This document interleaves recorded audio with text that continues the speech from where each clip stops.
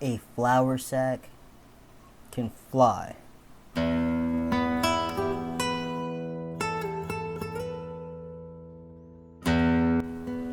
I guess not.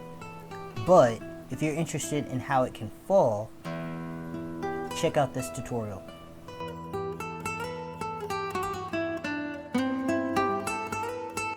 Okay. So I'm not gonna lie, I overestimated how hard this animation was going to be to animate. I thought this was gonna be simple. I have a tablet and I was messing around with it on one of these, like I think the animation app is called Animation Desk, and I made a flour sack, and though it was rough, it fell pretty easily. But this was hard, and I can see why it's very important to do this animation now, because it teaches you about timing, weight, and the illusion of movement without actually having it do a lot. So I'm just gonna get straight into the tips and tricks that will help you do this animation successfully, because I struggled with it and I'm not afraid to say that.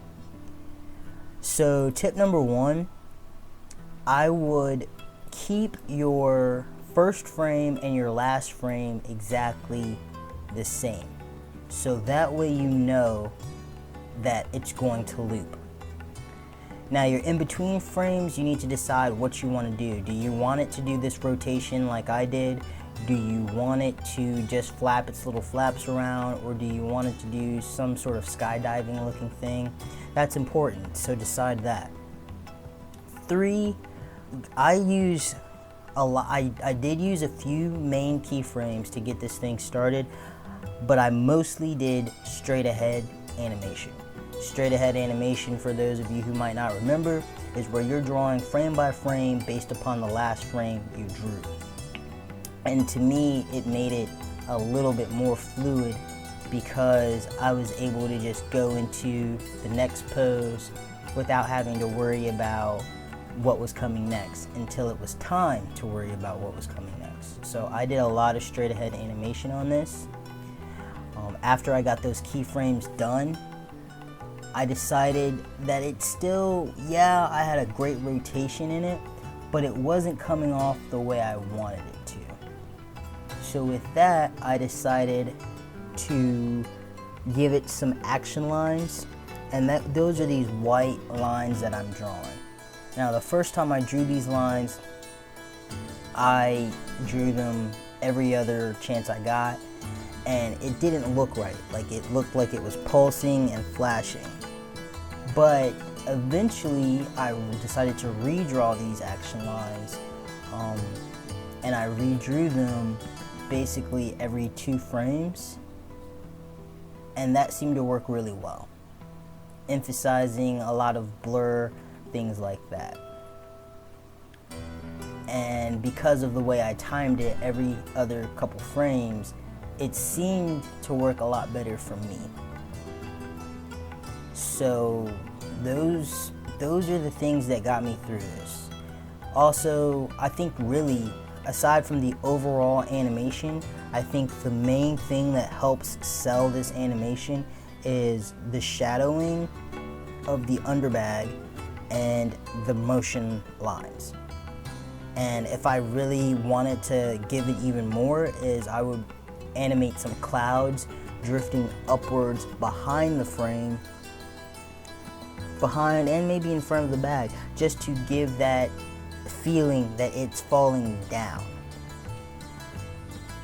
Now I tried to look up after I got fairly satisfied with this animation. I tried to look up other animators to see how they handled this, but a lot of animators did not do the looping bag.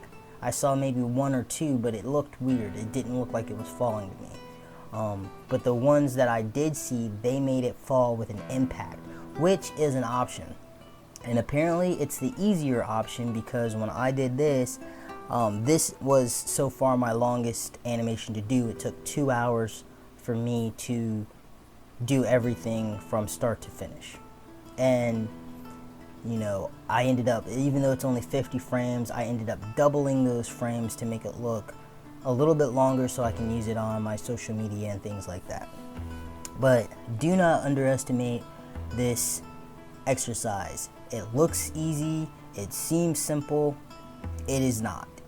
And hopefully the tips that I'm giving you will help you do this a lot easier than I had.